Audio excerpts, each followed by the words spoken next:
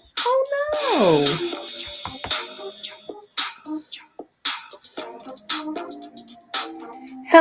Hello, everyone. Welcome to the fabulous FRI-YAY edition of Miss Hope's Reading Hour. I was about to say, just a moment ago, I was waiting for everything to load to make me live with you all, and it was loading, and it said it was an error. I was like, oh no. Hello, David. My nephew's here. He's watching, okay? So, welcome everyone to Miss Hope's Reading Hour. It is a fabulous Friday, okay? Well, here in Philadelphia, it was raining cats and dogs today, okay? Just a little while ago, it was raining all types of crazy. I was like, okay. It was lightning a little bit. I was like, oh, let me get away from the window because, as you all know, Miss Hope can handle thunder, but Miss Hope does not like the lightning, okay? So I was like, let me get away from the window and everything. But if you're in Philadelphia right now and you look out of your window, it looks like a nice sunny day. Like it was never dark and raining buckets, okay? But it is still a wonderful Friday. Thank you so much for being here. I'm so glad to be back with you all. Oh, well, here in Philadelphia, school is almost out. The 11th is our last day. Well, the students' last day. We got to come back on Monday. But school's almost out. It's almost done. Doing a lot of fun things, move up days and graduations and all of that stuff. Looking forward to a new class. And, of course, looking forward to the summer vacation. Okay? Now, today's books.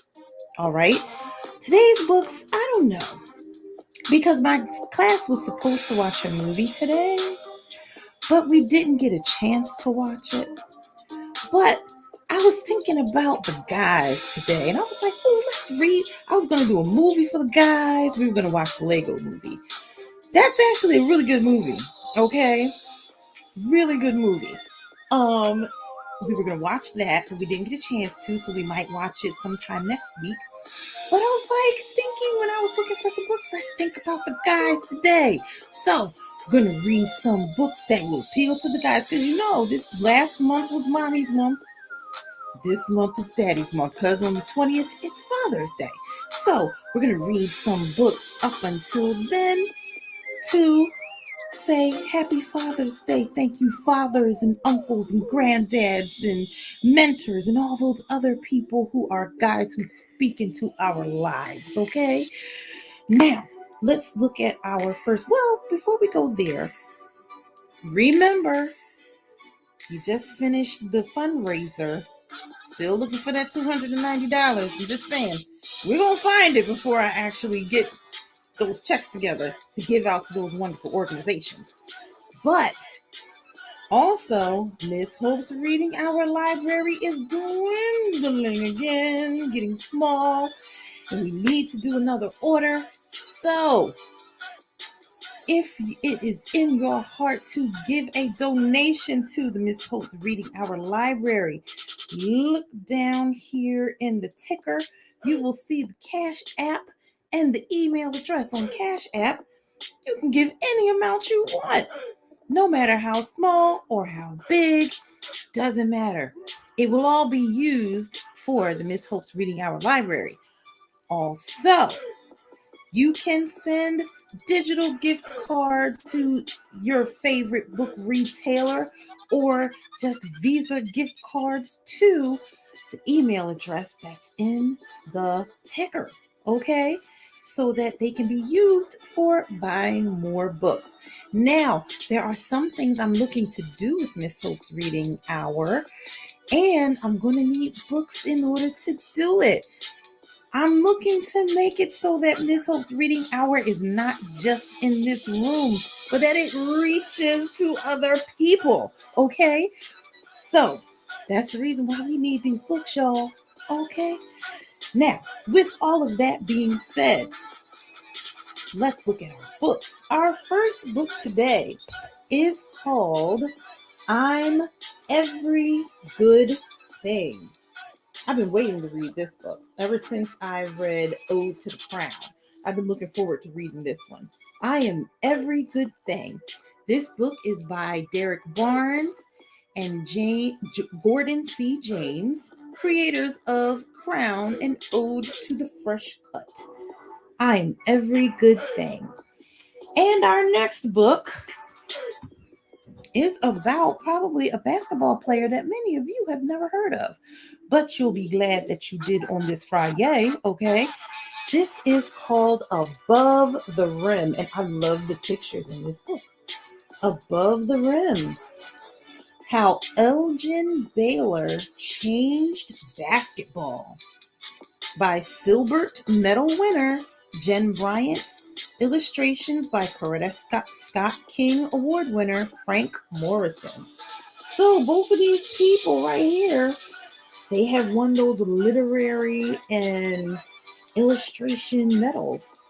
Remember, I told you, just because you're a young one doesn't mean that you can't write a book, draw some pictures in a book, and win one of those prizes too.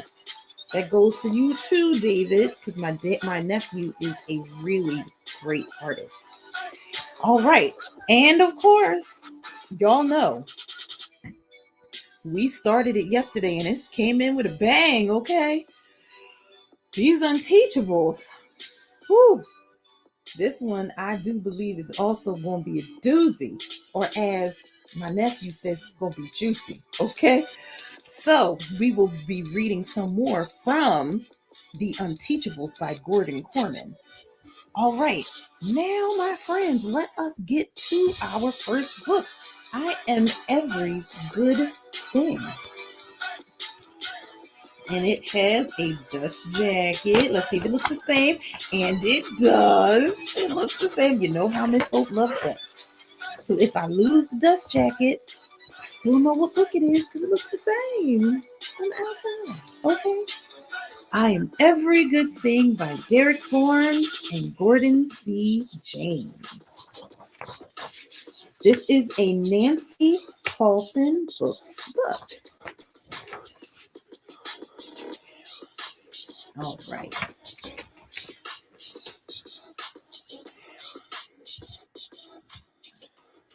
I am a non-stop ball of energy, powerful and full of light.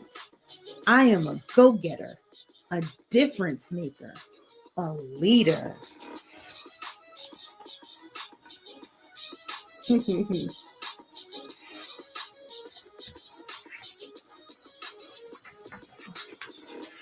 I am every good thing that makes the world go round.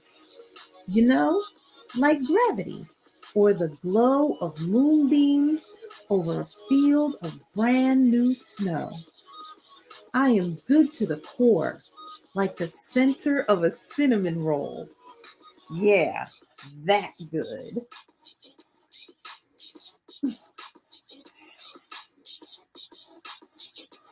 The middle of the cinnamon roll is good.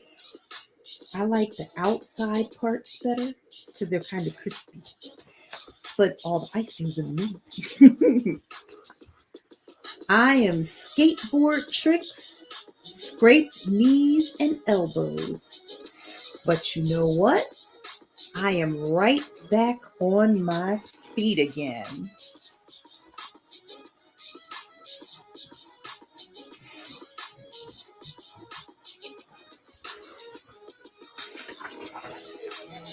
I am one eye open, one eye closed, peeking through a microscope, gazing through a telescope, checking out the spaces around me, and plotting out those far off places I have yet to go, but will.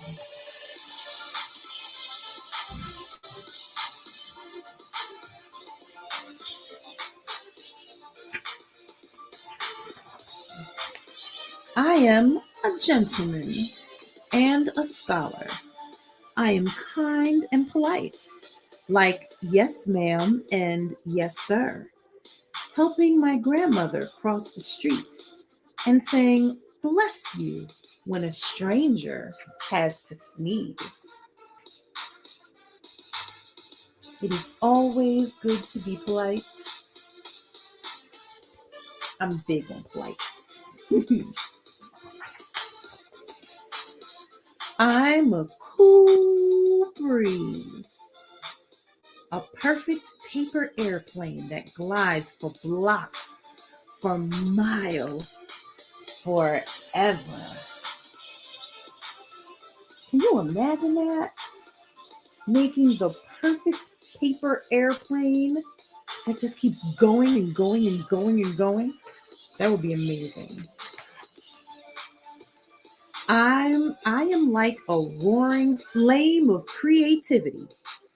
I am a lightning round of questions and a star-filled sky of solutions. I am an explorer, planting a flag on every square foot of this planet where I belong. I am a sponge, soaking up information, knowledge, and wisdom. I want it all, and I am all ears. I'm with you, sir. I am the same way. I want to know it all. I want to learn it all. I am Saturday mornings in the summertime. I am 2 bounces and a front flip off the diving board. I am hilarious. I am the life of the party. I am that smile forming on your face right now.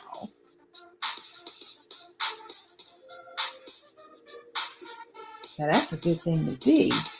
The smile that's forming on somebody's face. I am the boom bap, boom boom bap. When the bass line thumps and the kick drum jumps. I am the perfect beat, the perfect rhyme, keeping everything on point and always on time. But you already knew that.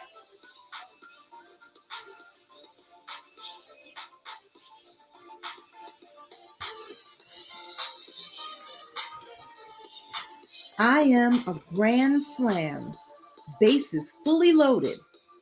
I am a nasty 2-handed dunk holding on to the rim. Just to remind you that I'm still that man. Believe that. I am the undisputed champion. I am a highlight reel of magnificence. I am the celebration, the applause, and the standing ovation. I am victory.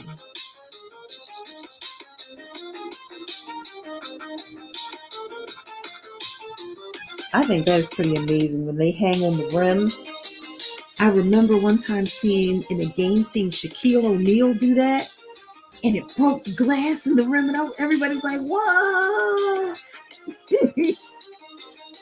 I am a brother, a son, a nephew, a favorite cousin, a grandson.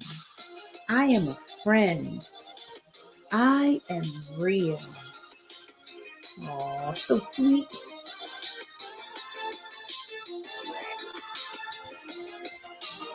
I am tight hugs, a hand to hold, a shoulder to cry on. If you have to. I hope you never have to. I am here.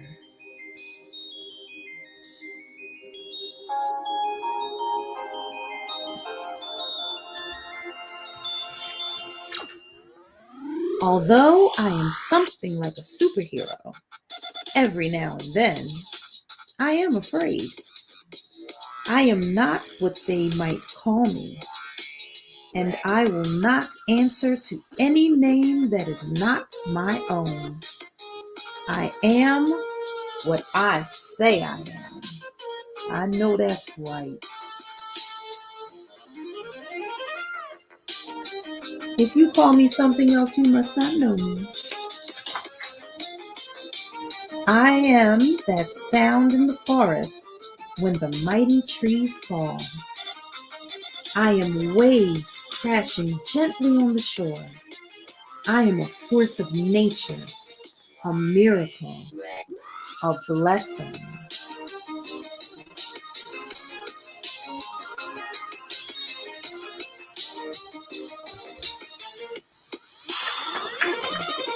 I am brave. I am hope. I am my ancestors' wildest dreams. I am worthy of success, of respect, of safety, of kindness, of happiness.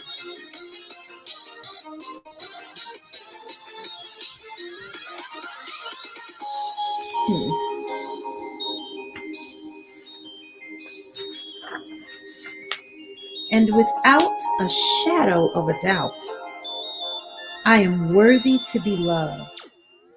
I am worthy to be loved. Oh, he's so cute. The end. Wow, I love this book. You know, there aren't enough books, in my opinion, there are not enough books that affirm boys and who they are. All boys aren't the same. Some boys want to be artists, they want to be architects, they want to be astronauts. Some boys are very soft spoken, some are loud and crazy. They're all different. And my favorite page, where is it? It's near the end, where it says, I'm worthy of success, respect, safety, kindness, and happiness. A lot of times people don't think of boys as needing people to be kind to them or them needing to feel safe, but they do. I love this book. This book, if you want to get a book that affirms your sons, your nephews, your grandsons, any boy that you are a mentor to, or just a boy that you think needs to know you are special and you are every good thing, this book right here is the book for you to get for them. That's wonderful. Talking about all the things that they are, describing them. All boys aren't the same. All boys don't like playing sports. All boys don't like getting dirty. Okay? They're different, and that's okay. They are every good thing. All right? Very good book. I'm so glad I got to read it with you all. Now, our next book, Above the Rim, How Elgin Baylor Changed Basketball. Let us find out how he did. This one also has a dust jacket, but it does not look the same underneath. But I like the picture. It's pretty cool. Look at that. That is awesome. It's a cool picture. Let us find out about Mr. Elgin Baylor. And this is at Adams Books for Young Readers. Look. Does this flip out? Oh no, okay. There we go.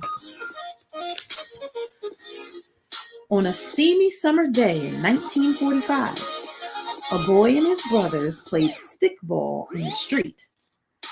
There were plenty of nice parks in Washington, D.C., where people swam or played tennis, basketball, and baseball. But the child was black, and those parks were whites only, unfortunately. So they're playing stickball out the street. Sometimes late at night, when the city was asleep, the older boys tunneled under the padlocked fences and played there anyway.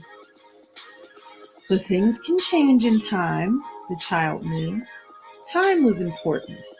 That's why his own name, Elgin, came from his father's favorite watch.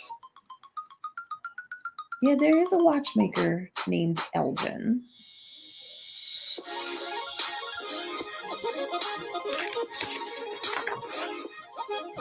He was 14 when a hoop appeared in the field down the street. And this time there was no whites only sign. It wasn't fancy, just a place to play basketball. A fine game of skill and strategy and of running back and forth. A flat-footed game as level as the court itself. Now Elgin and his friends could play it too. At first, they didn't have the right equipment, so they played with a tennis ball. Then someone found a volleyball. Then finally, yes, a real basketball.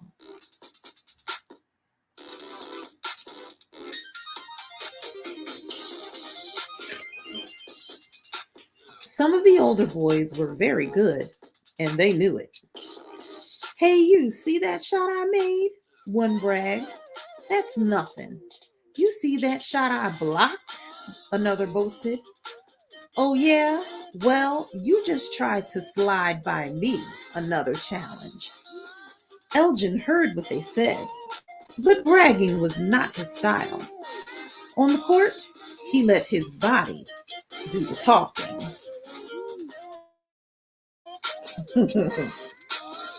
Like, yeah. Let's just see what you can do. I can show what I can do. In one smooth move, like a plane taking off, he would leap higher and higher and higher, as if pulled by some invisible wire. And just when it seemed he'd have to come down, no. Wow, that's pretty amazing. That's a pretty high jump.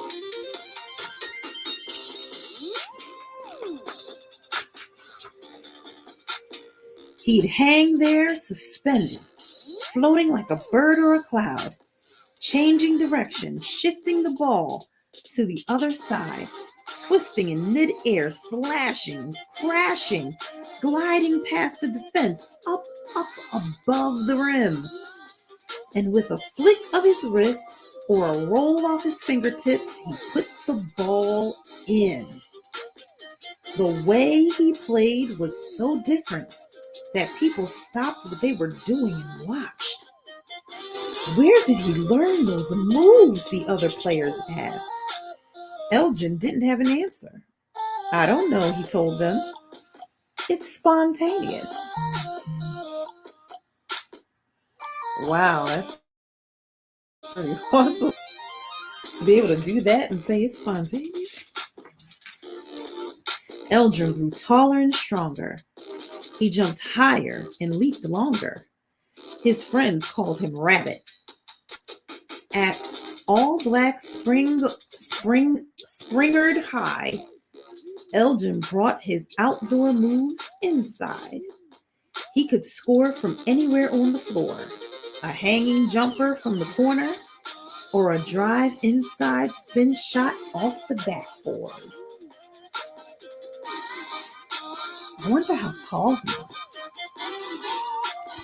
Even though we can only see his head, he looked pretty tall. He's unstoppable, the other teams complained. Wait, let me see. Oh, didn't see. Go, Rabbit, go, the fans cried as Elgin leaped, turned, and twisted toward the rim. Or took on a defender one-on-one, gave a quick head fake, and reverse dunked over him. Whenever Elgin played, people stopped what they were doing and watched. After high school, Elgin wanted to go to college, but the DC colleges wanted whites only. You should come out west, said a friend who went to the College of Idaho. So Elgin did. Why not? Someplace new.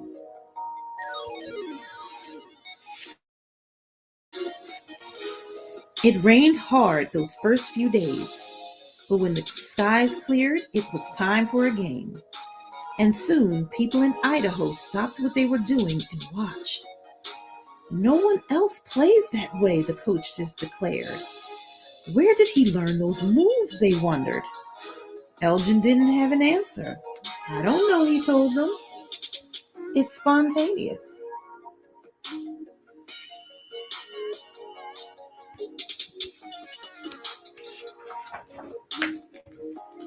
That winter, Elgin led his college team to victory.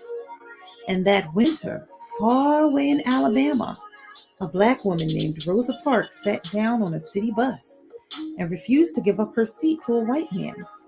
That was a victory, too. When people learned about Rosa on the news, they stopped what they were doing and watched.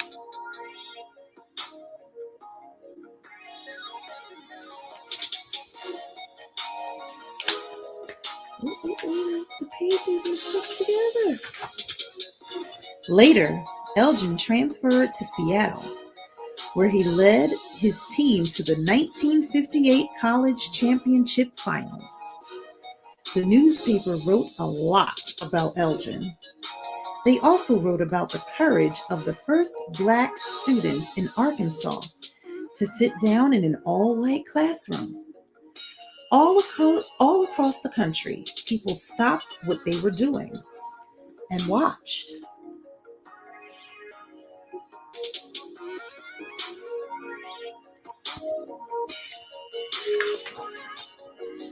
In 1958, the Minneapolis Lakers chose Elgin Baylor first out of all the college players in the nation. Elgin Rabbit Baylor was now a professional athlete. But in those days, being in the NBA was not like it is today.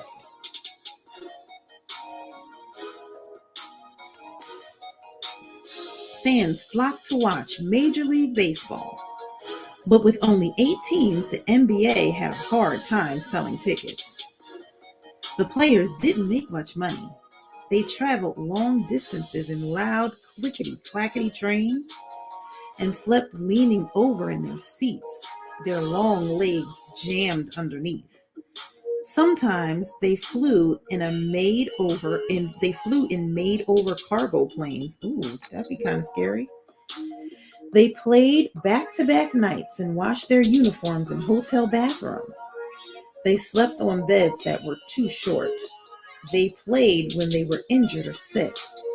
Even so, Elgin played as hard as he could, and so did his Lakers teammates. Wow, that had to be pretty uncomfortable.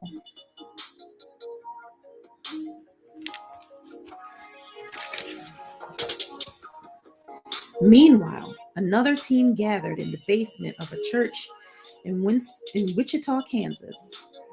They practiced sitting down and not fighting back, even if they were bullied and harassed.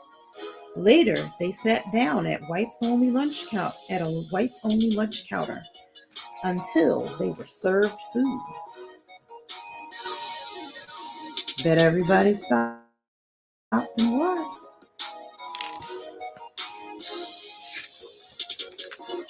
But change was slower elsewhere. That winter in West Virginia, when the Lakers needed a place to stay overnight, every hotel said whites only. So Elgin and his teammates said, no thanks. The whole team checked into Edna's guest house, where anyone was welcome. They were hungry. Where could they eat? Downtown, all the nice restaurants were whites only. Elgin bought some cold food at the bus station and ate in his room.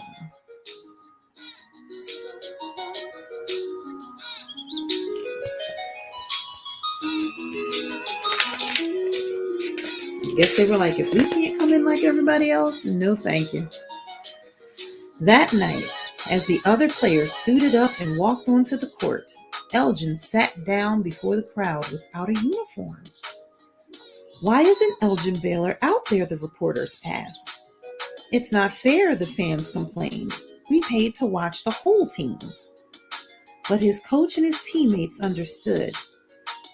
They were with him at the hotel. They knew he'd been turned away at restaurants. I am a human being, Elgin told them, and I want to be treated like one. Sometimes you have to sit down to stand up.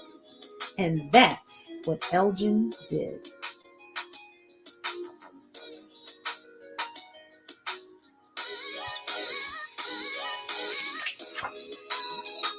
The fans noticed, newspapers noticed, and the NBA commissioner noticed. A few weeks later, he made a new rule. No NBA teams would stay in a hotel or eat in a restaurant that practiced discrimination. Wow.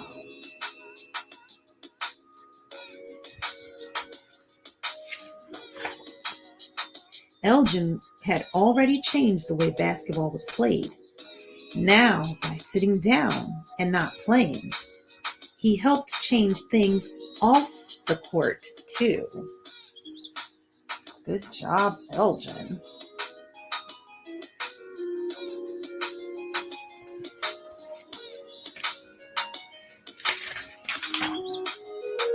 In 1959, Elgin was noted NBA Rookie of the Year. 2 years later, the Lakers moved to Los Angeles, California, where famous people seemed to be everywhere. Fame changed people. Elgin knew. But it didn't change Elgin.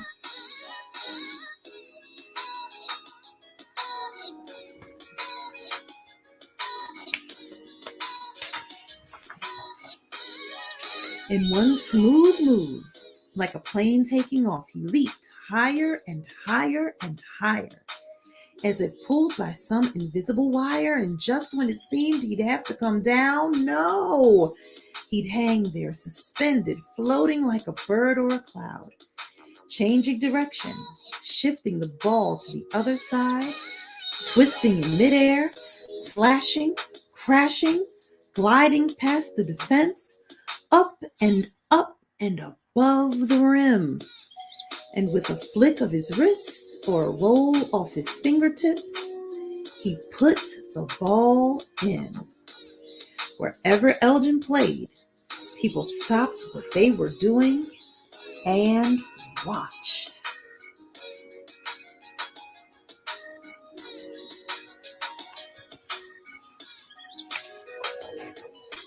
The end. Wow, what an awesome story! I never heard of Elgin Baylor. Wow, so I guess he was the first person to start the finger roll, I guess. That is amazing.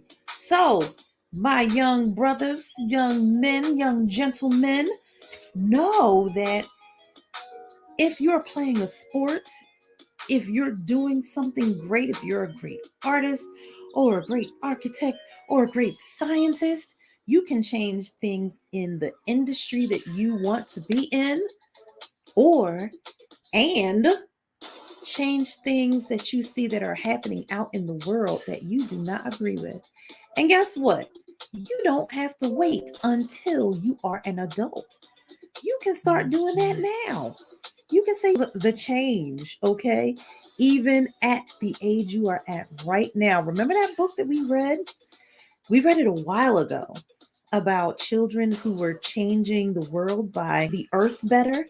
The youngest person in that book, and I believe it was a boy, was 6 years old, who was doing something to protect the environment, to make things better for other people. Guess what?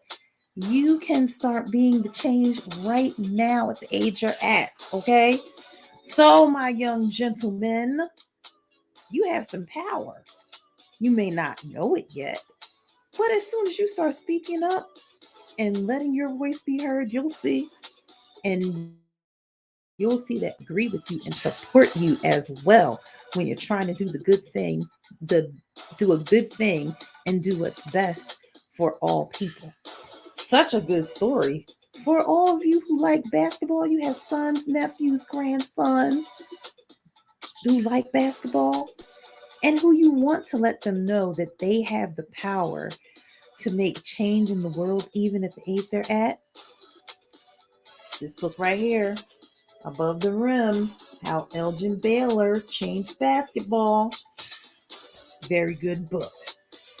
Now, my friends, let us change the ambiance. Let me get a drinky poo of water because it's a little steamy, okay, after that rain. Got a little steamy. Let me have a drink. Ooh, I needed that. Now, to the Unteachables. So yesterday, we met Miss Kiana. Let's get her name right, because she seems like she's a bit of a pistol. Kiana Rubini. She's living with her father and her stepmother for a little while her mother is on a movie shoot. And she doesn't plan on being at this new school too long, okay? And apparently she is in the wrong class. We'll get to how that happened, okay? And also yesterday we met the teacher of the self-contained, the self-contained special 8th grade class, aka the Unteachables, okay? So we met the teacher, Mr. Kermit, who is not pleased that he has been made to be the teacher of this class. Now, he had been caught up in a cheating scandal at the same school where the now superintendent was the principal at the time. But he got blamed for everything, even though it wasn't his fault. So now he's kind of jaded about teaching and he's ready to go into early retirement. But before then, they want him to resign, which is why they are putting him with the Unteachables. So we were in the middle of meeting Mr. Kermit, which is where we will finish right now.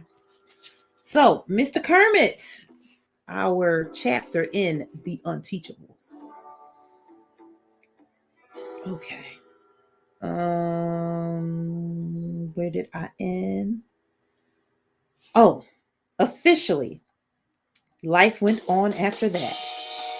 No one revoked my teaching certification or docked my pay or kicked me out of the union.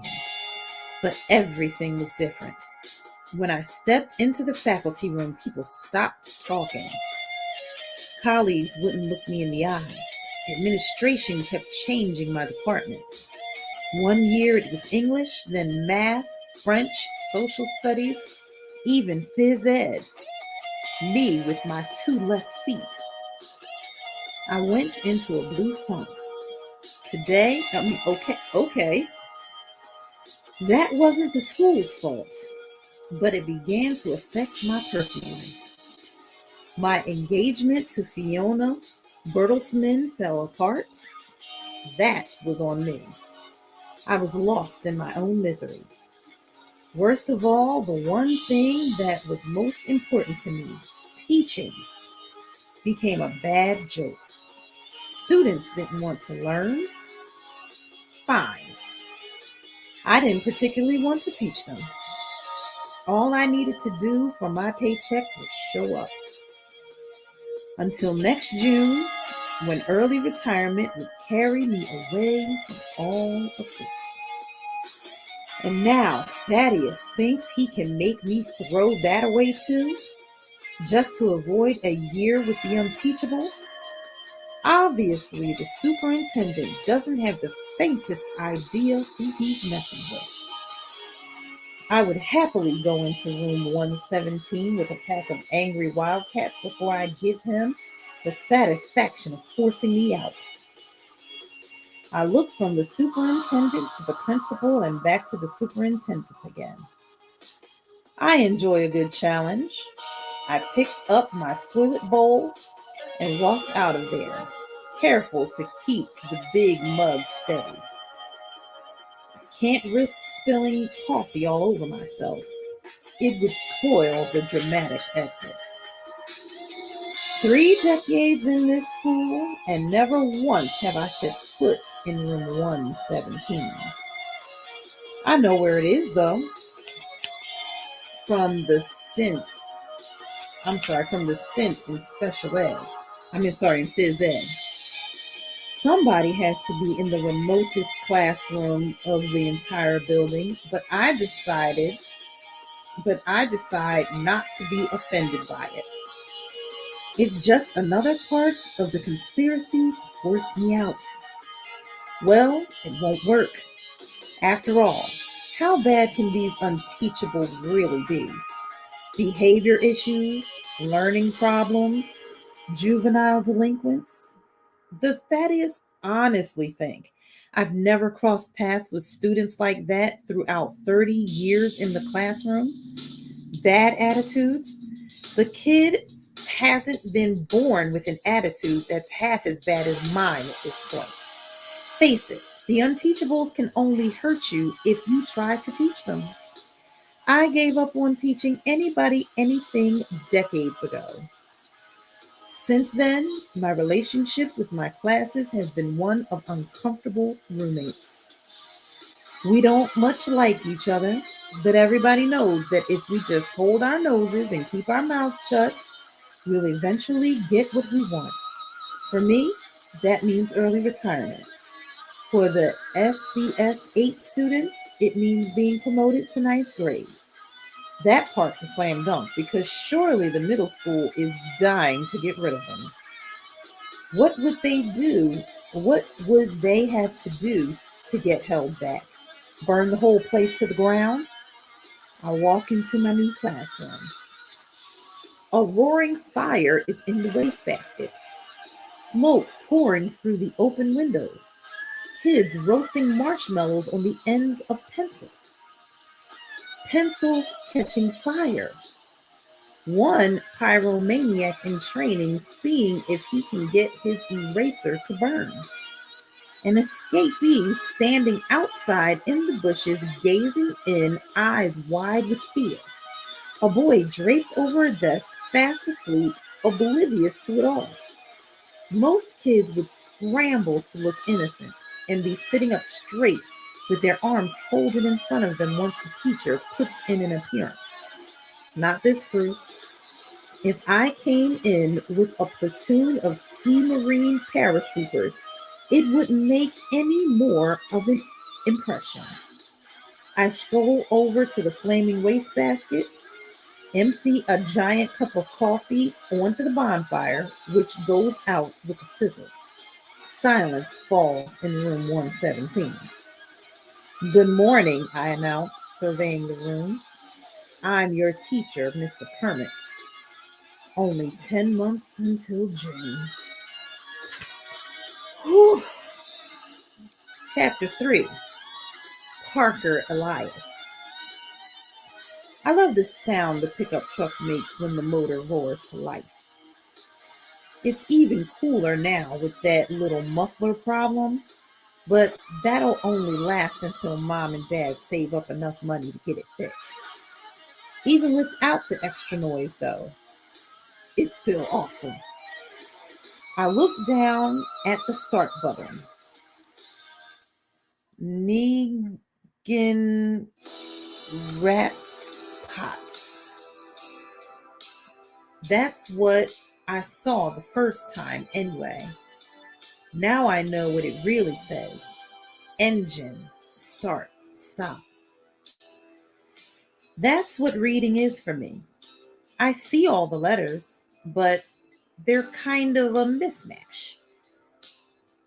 Like my class at school, which is SCS 8, although it looks like SS8C or S8SC or even CS8S. It messes me up at first a little until I figure out where I have to go.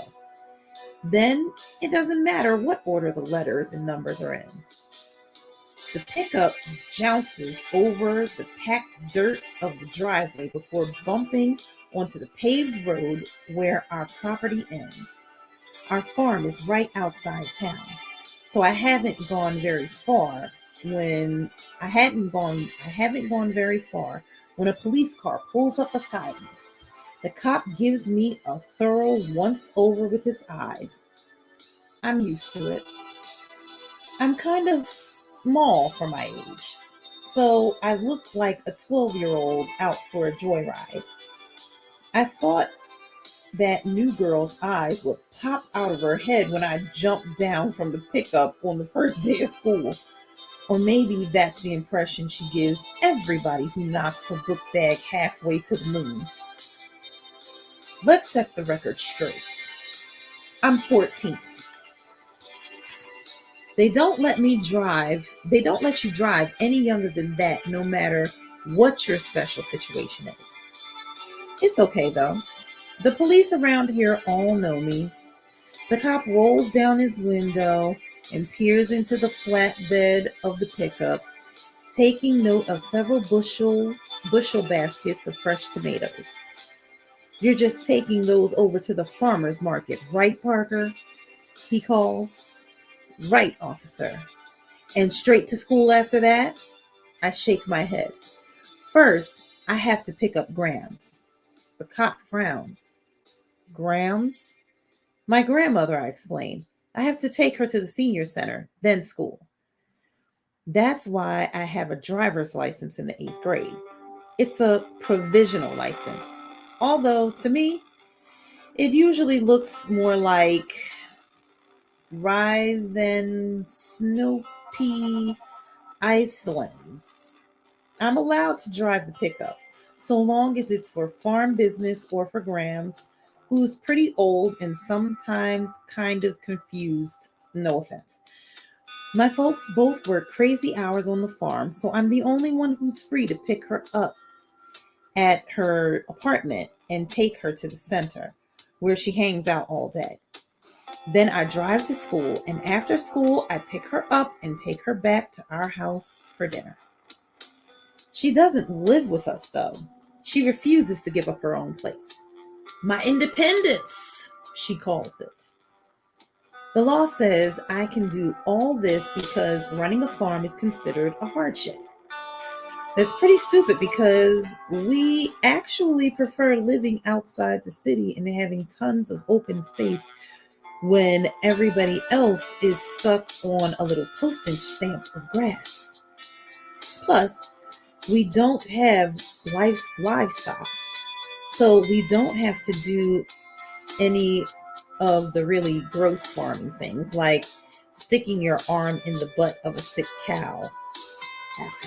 I've only seen that on TV, but hard pass. I drop off the tomatoes at the market, watching the clock impatiently while Mr. Sardo weighs everything to the millionth of an ounce. Then straight to Grams. She's waiting for me in the lobby of her apartment building, but she's wearing a winter coat and it's like 80 degrees out. So I have to park and we go upstairs to put the coat away. And by the time I return from the closet, she's in the kitchen warming up leftover meatloaf for me. But Grams, I'm going to be late for school. Breakfast is the most important meal of the day, kiddo. I used to like it when she called me kiddo, but now I'm pretty sure it's because she can't remember my name. It bums me out. To be fair, she called me kiddo before she forgot my name too. The difference now is it's the only calls me. I already had breakfast, I tell her. You want mashed potatoes with that? She asks. It won't take long. No thanks. This is fine. Obviously, I eat the meatloaf. It's actually pretty good. Grams can still cook, even though she's forgotten most other things. She's been knitting me a sweater for the past 3 years that she can't seem to finish. I've gotten a lot bigger in that time, but it's okay because it's the sweater. It drapes over the back of the couch, a mass of dropped stitches, hanging strands, and random colors. It looks like a giant psychedelic wool amoeba. I gulp down the food as fast as I can, but it still throws me off schedule. By the time I drop Grams at the senior center, I can already hear the bell ring at school. With my grandmother, there's always something to slow you down. If it isn't meatloaf, then she's buttoned her blouse wrong, or she's wearing slippers instead of shoes, or she's waiting for Grandpa to come home even though he died a long time ago. I'm used to being late. Grams is worth it. But it's my fourth time already, and it's only the first week of school. I barrel around the streets, busting the speed limit by a lot and blowing at least one stop sign. I screech into the school parking lot, leaving a small mark on the side of Mr. Sarkassian's BMW. Not good. Carefully, I back out and find another spot, this one on the opposite side of the lot. I pull my trusty can of scratch guard out of the glove compartment and rub the evidence off my front bumper. Then I work on the beamer a little. Not perfect, but it should keep Mr. S from noticing the damage long enough for him to have obviously no idea where it might have come from. This is usually the part of my day. This is usually the part where my day starts to go downhill. I love getting to school, the driving and all that. But once I'm here, not so much. There's no problem with the building, and the teachers are okay, I guess.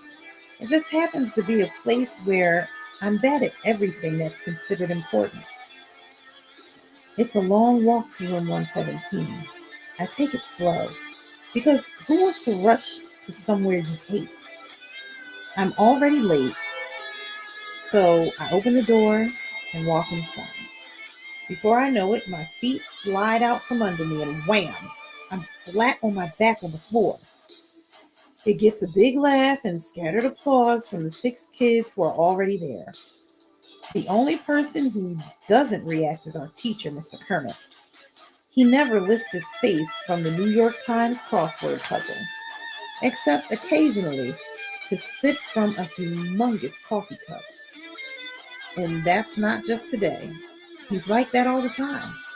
Yesterday, when Barnstorm chucked one of his crutches and shattered the globe, the teacher didn't so much as flinch, not even when the Horn of Africa bounced off the side of his head. You could probably set an atomic bomb on his desk and he'd never notice. I scramble up, but when I turned back to the doorway to see what tripped me, I go down again, on my face this time. I can smell the floor and taste it a little. There's butter all over it. Who greased the floor? I howl. The kids laugh louder, enough to penetrate the cone of silence and capture Mr. Kermit's attention. He glances up, sees me flopping like a fish out of water, and quickly goes back to his puzzle. If he's not the worst teacher in the world, he's definitely bottom 5.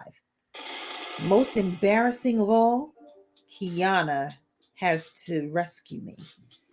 She's the girl whose backpack I hit with the truck.